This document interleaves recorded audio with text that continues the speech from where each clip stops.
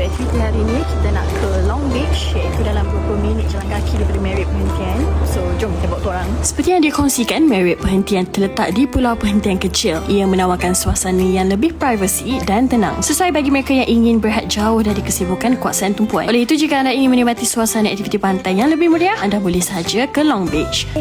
Penat ke? Saya rasa tak sampai 20 minit, tapi bila anda nampak chalet-chalet ni, maksudnya dah nak dekat sampai di Long Beach.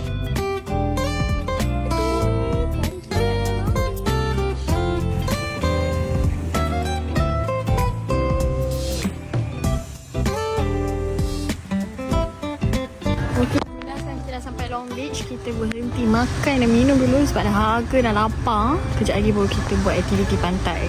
So, trekking tadi was not that bad. Jalan dia je lah tak berapa rata, and dia ada membukit sikit. So, kalau bawa anak, you might want to take that into consideration lah, sebab you can dukung anak nanti. Overall, okay je, not that bad. So, now we're here at the Long Beach.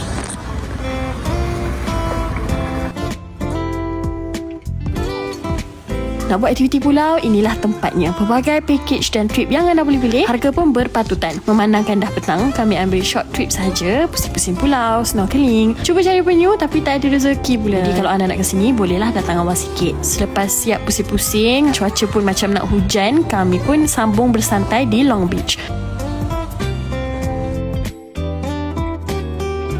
Kami lepak minum di sini, ada kopi dan pastries. Kedai sebelah pula ada jual masakan panas, termasuklah roti titap. Selesai hujan, kami pun pulang ke Marriott Perhentian melalui jalan yang sama.